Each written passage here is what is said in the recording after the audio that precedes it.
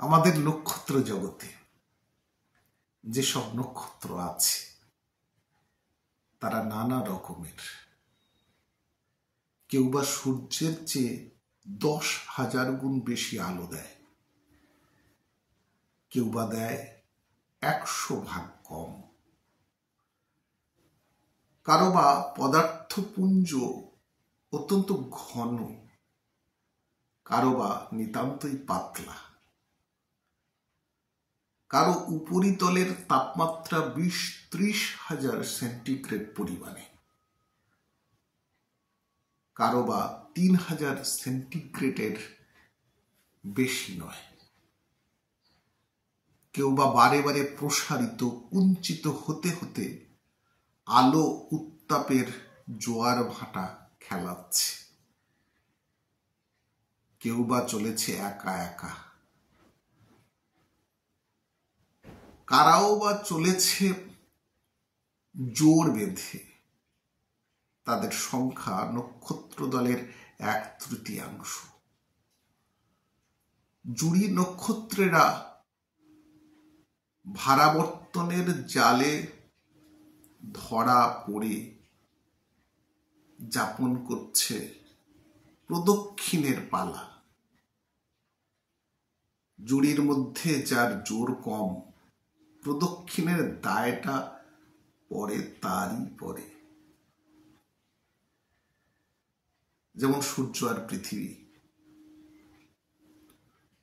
অবলা পৃথিবী যে কিছু টান দিচ্ছে না তা নয়, কিন্তু সূর্যকে বড় বেশি বিচলিত করতে পারে না। প্রদক্ষিণের অনুষ্ঠানটা একা সম্পন্ন করছে পৃথিবী, যেখানে দুই জ্যোতিষ্ক প্রায় সমান জোরের, সেখানে উভয়ের মাঝামাঝি জায়গায় একটা লক্ষ্য স্থির থাকে। দুই নক্ষত্র সেটাকেই প্রদক্ষিণ করে। এই জুড়ি নক্ষত্র হলো কি করে তা নিয়ে আলাদা আলাদা মত শুনি। কেউ কেউ বলেন এর মূলে আছে দস্যুবৃত্তি, অর্থাৎ জোর যার মুলুক তার নীতি অনুসারে একটা তারা আর একটাকে বন্দি করে আপন সঙ্গী করে রেখেছে। অন্য মতে জুড়ির জন্ম মূল নক্ষত্রের নিজেরই অঙ্ক থেকে। বুঝিয়ে বলি, নক্ষত্র যতই ঠান্ডা হয় ততই আঁট হয়ে ওঠে, এমনি করে যতই হয় ঘন ততই তার ঘুরপাক হয় দ্রুত। সেই দ্রুতগতির ঠেলায় প্রবল হতে থাকে বাহির্মুখ বেগ। গাড়ির চাকা যখন ঘোরে খুব জোরে, তখন তার মধ্যে এই বাহির্মুখ বেগ জোর পায় বলেই তার গায়ের কাদা ছিটকে পড়ে এবং তার জোরগুলো যদি কাঁচা থাকে তাহলে তার অংশগুলো ভেঙে ছুটে যায়। নক্ষত্রের ঘুরপাকের জোর বাড়তে বাড়তে এই বাহির্মুখ বেগে বেড়ে যাওয়াতে অবশেষে একদিন সে ভেঙে দুখানা হয়ে যায়। তখন থেকে এই দুই অংশ দুই নক্ষত্র হয়ে যুগল যাত্রার চলা শুরু করে।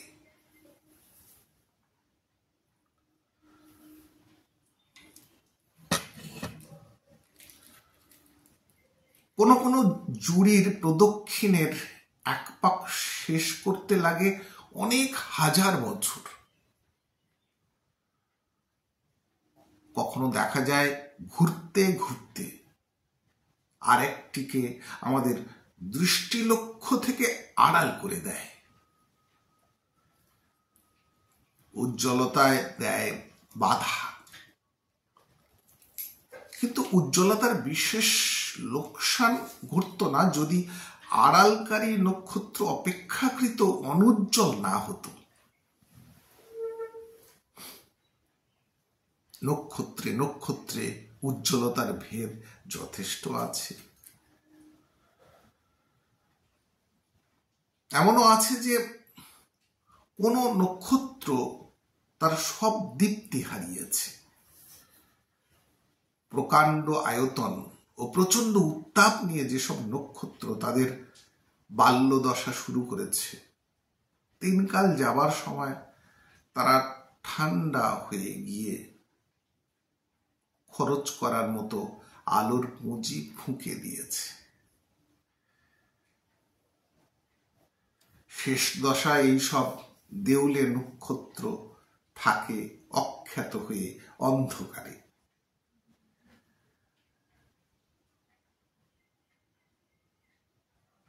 বেটল জিউস নামে এক মহাকায় নক্ষত্র আছে।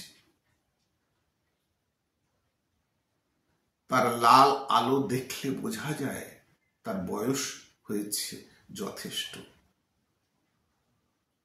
কিন্তু তবু জ্বলজ্বল করছে। অথচ আছে অনেক দূরে, পৃথিবীতে তার আলো পৌঁছতে লাগে 190 বছর।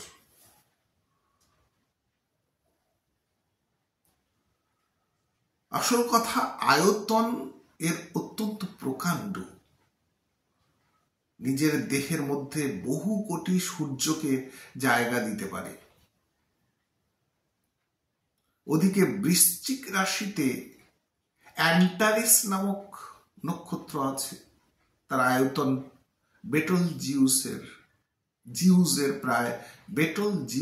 প্রায় 2 আবার এমন নক্ষত্র আছে যারা গ্যাসময় বটে, কিন্তু যাদের বস্তু পদার্থ ওজনে লোহার চেয়ে অনেক ভারী।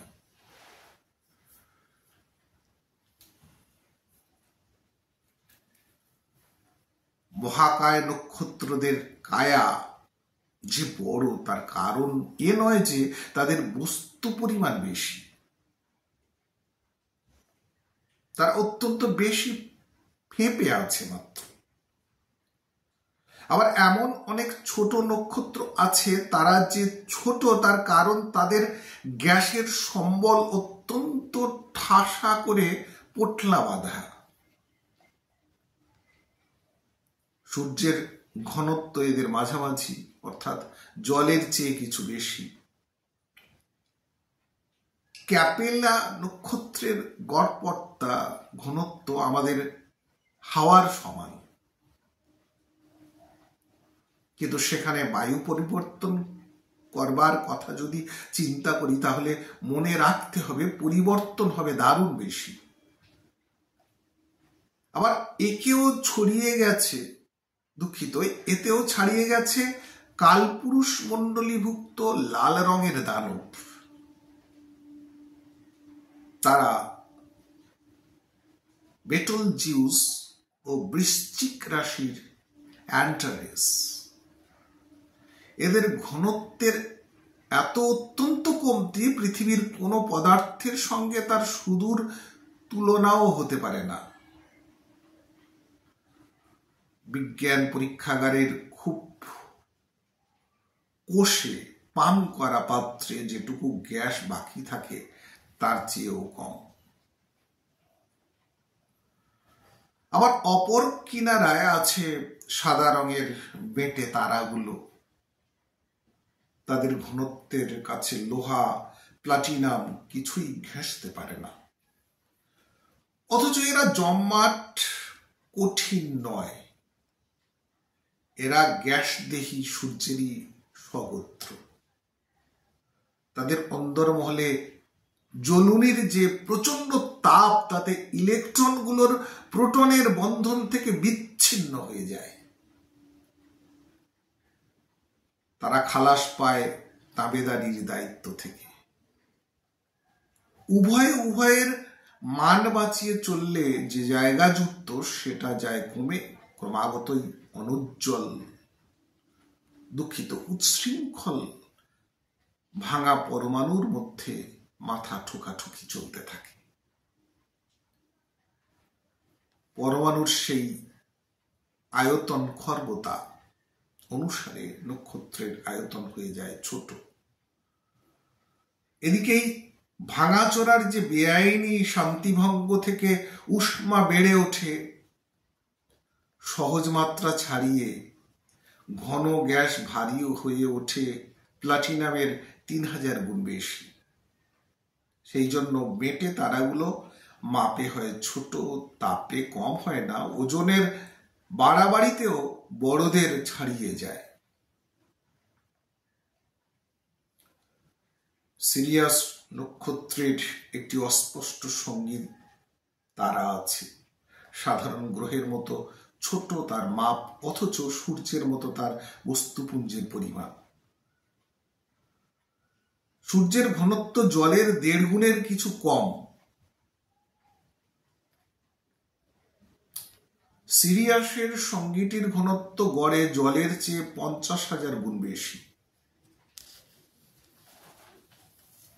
একটা দেশলাই বাক্সের মধ্যে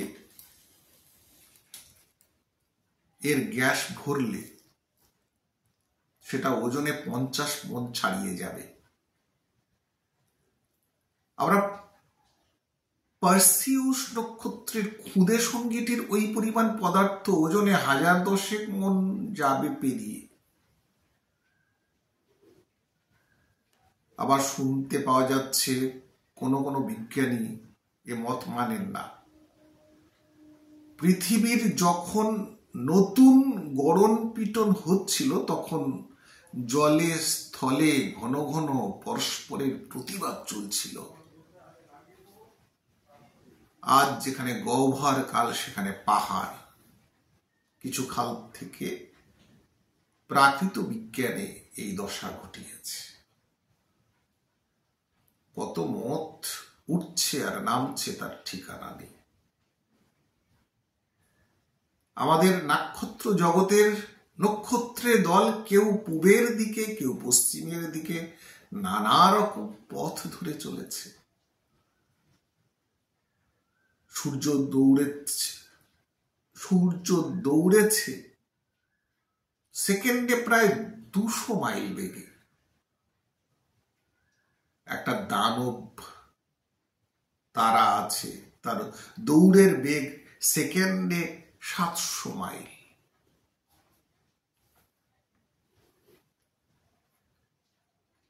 কিন্তু আশ্চর্যের কথা, এদের মধ্যে কেউ এই নক্ষত্র জগতের শাসন ছাড়িয়ে বাইরে উধাও হয়ে যায় না।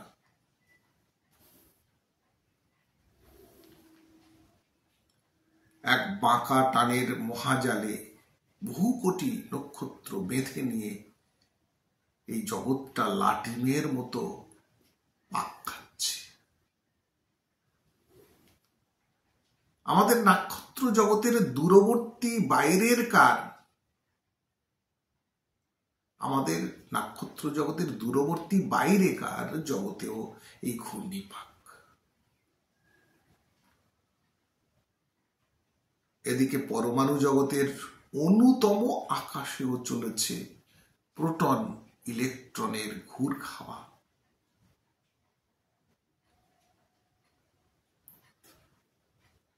কালো স্রোত বেয়ে চলেছে নানা জ্যোতির্লোকের নানা আবর্ত। এই জন্যই আমাদের ভাষায় এই বিশ্বকে বলে জগৎ।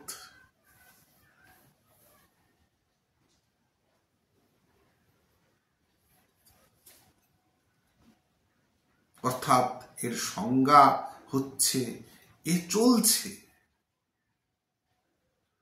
চলাতেই এর উৎপত্তি, চলাই এর স্বভাব।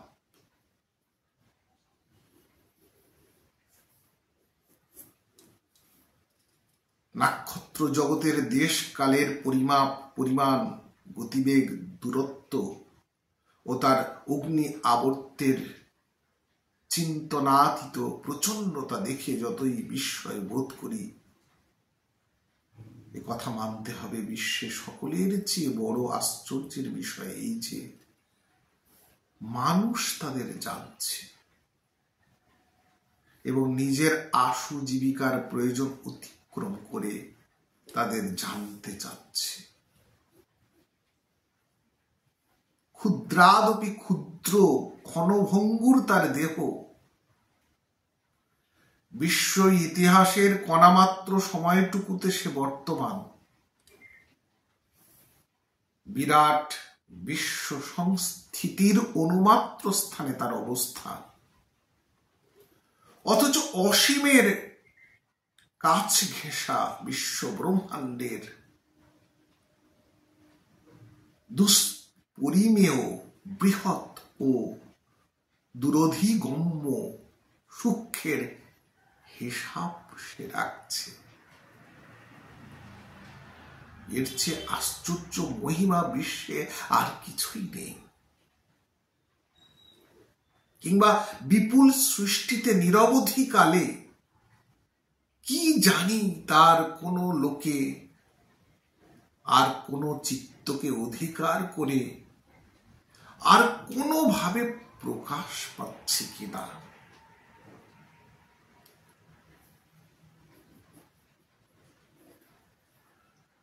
কিন্তু এ কথা মানুষ প্রমাণ করেছে যে ভূমা বাহিরের আয়তনে নয়, পরিমাণে নয়, আন্তরিক পরিপূর্ণতায়।